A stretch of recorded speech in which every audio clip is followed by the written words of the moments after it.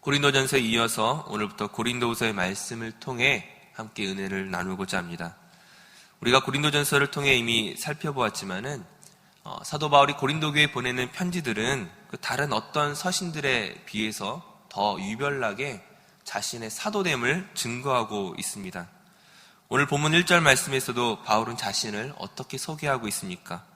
하나님의 뜻으로 말미암아 그리스도 예수의 사도된 바울이라고 자신을 소개하고 있죠. 바울이 이처럼 자신의 사도됨을 강조할 수밖에 없는 이유가 무엇 때문이었습니까? 당시 고린도 교회의 그 일부 성도들이 그 바울의 사도성에 대해서 의문을 제기하거나 또 그 권위에 대해서 그 비우호적인 태도로 보였기 때문이었습니다. 단지 그뿐이라면 바울이 신경 쓰지 않으면 그만인데, 별로 상관하지 않으면 그만일 텐데, 문제는 무엇입니까? 고린도 교회가 상당히 많은 문제들을 가지고 있었다는 것이죠. 그 교회 안에 수많은 분쟁과 소송과 또 음행과 또 질서의 문제 등을 가지고 있었습니다. 만약 이런 문제들을 그냥 놔둔다면 교회가 위기 상황 가운데 처하게 될 텐데, 교회가 깨어질 수밖에 없는 이런 상황인데, 지금 각자가 이렇게 서로 옳은 것들을 주장하고 있는 상황 속에서 그 바울이 지도자로서의 그 권위가 손상된 상태에서는 그 권위 있는 말씀을 통하여 올바른 방향으로 이끌어갈 수가 없다는 것이죠. 자신의 권위를 인정치 않고 대적하는 사람들을 포기하면 그만이겠지만, 차라리 편하겠지만, 바울은 그렇게 할 수가 없는 사람이죠. 사실 사도 바울은 고린도 교회를 직접 방문해서 이 교회 안의 문제들을 해결하기를 원했었지만, 하지만 자신의 사도됨이 공격받는 상황 속에서 오히려 그곳에 방문하는 것이 더 큰 오해와 곤란을 줄 것을 염려해서 고린도 교회에 직접 가지 못하고 편지를 보냈습니다. 바로 그것이 고린도 전서였죠. 다행히도 고린도 교회가 이 바울의 편지를 받고서 그들의 잘못을 뉘우치고 그 바울에 대한 오해와 불신을 걷어내고 지금 그 교회가 가지고 있는 문제들을 하나하나 해결해 나가고 있는 상황이었습니다. 즉 고린도후서는 무엇입니까? 고린도 교회가 이전의 문제들을 극복하고 이 정상화되고 있는 이 상황에 대한 그 바울의 기쁨과 또 재차 이어지는 그 권면의 말씀이라 할 수 있을 것입니다. 그러므로 바울은 이처럼 그 모든 문제를 풀어가게 하시는 그 하나님의 은혜에 대해서 그 찬송하고 그 감사함으로 오늘 편지를 시작하고 있습니다. 오늘 본문 3절에서는 찬송하리로다라고 시작하고 11절에서는 감사하게 하려 함이라는 말로 마무리하고 있죠. 그렇다면 이러한 찬송과 감사가 구체적으로 어떤 과정을 통해서 나타나는 것인지 오늘 본문의 말씀을 통하여 우리가 함께 살펴보도록 하겠습니다.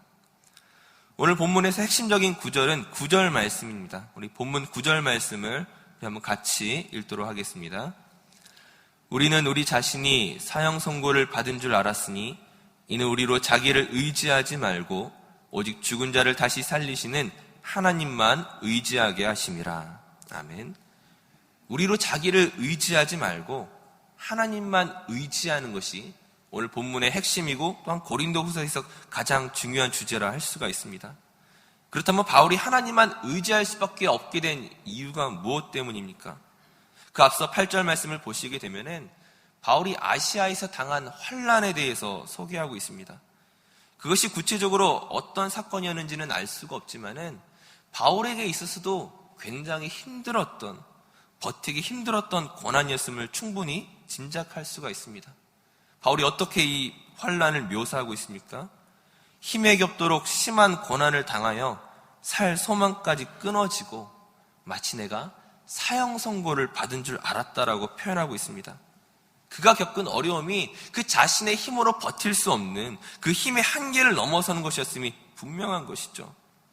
하지만 중요한 것은 바울이 얼마만큼의 고통을 당했는가, 얼마나 심한 환난을 당했는가, 그것이 중요한 것이 아니라 왜 그러한 환난을 당했는가를 알아야 합니다.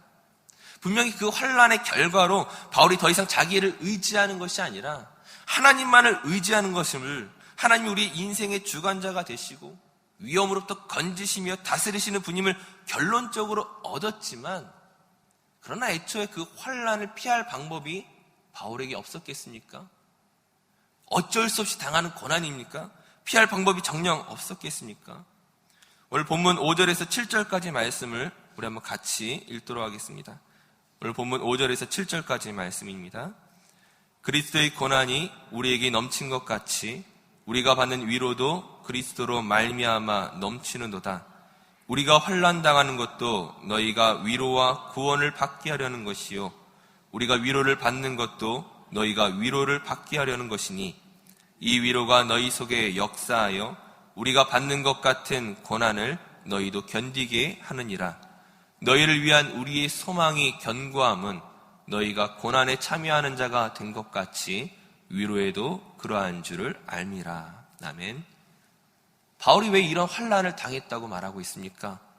우리가 환난 당하는 것은 바로 너희가 위로와 구원을 받게 하려는 것이라.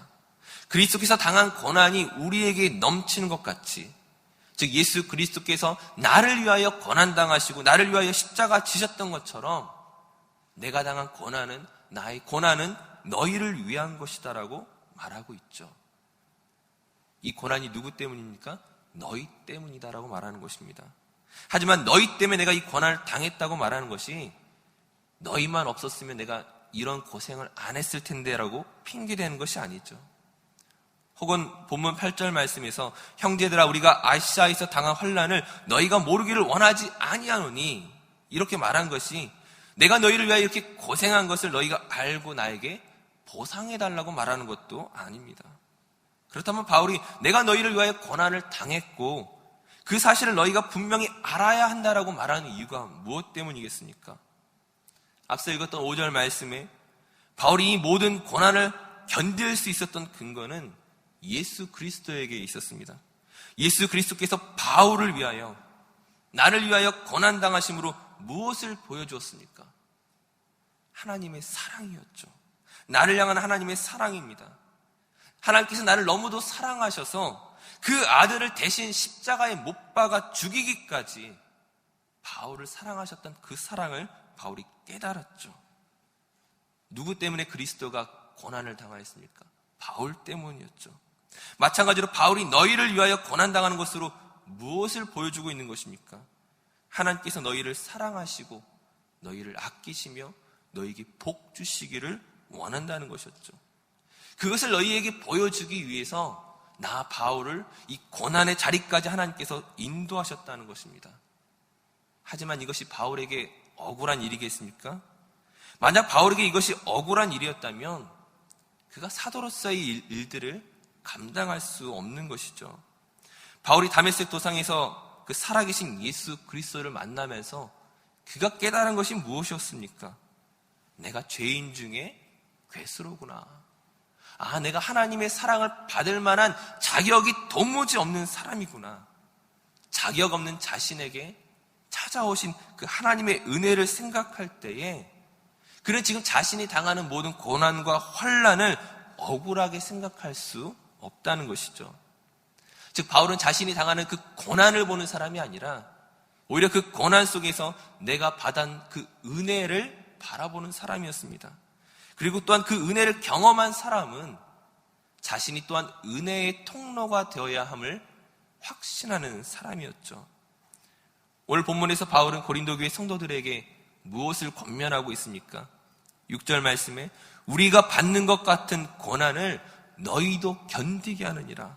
7절 말씀에 우리의 소망은 너희가 고난에 참여하는 자가 된 것 같이. 이 말씀이 무슨 말씀입니까? 너희도 나처럼 고생해라, 희생해라, 당해봐라 그런 의미가 아니죠.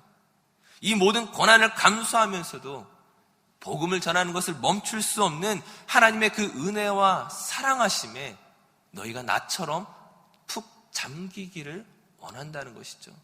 고난을 바라보라는 것이 아니라 그 고난을 능히 견디게 하시는, 그 고난의 길을 뚫고 지나가게 하시는 그 하나님의 사랑과 은혜 가운데 너희가 푹 잠기기를 원한다는 것입니다. 사랑하는 성도님들, 고난당하는 것을 좋아하는 사람이 어디에 있겠습니까?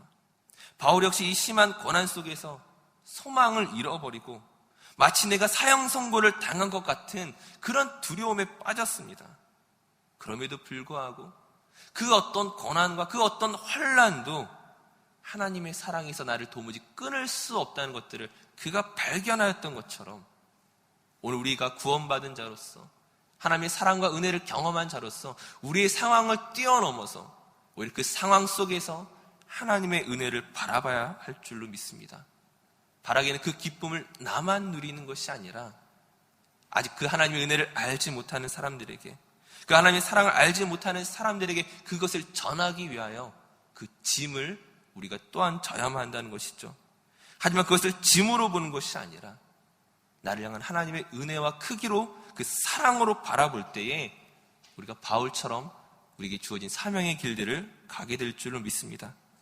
바로 오늘 우리에게 주어진 삶 속에서 불평과 불만이 아니라 찬송과 감사로 풍성한 하루를 보내실 수 있는 저 우리 분들 성도들 되시기를 간절히 축원합니다.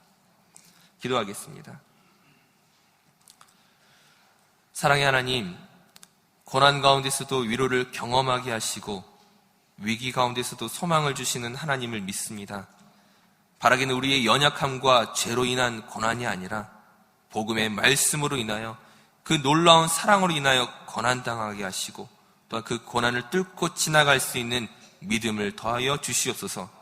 고난을 바라보는 것이 아니라 하나님의 은혜와 그 사랑을 바라볼 수 있는 영안을 우리 가운데 허락하여 주시옵소서.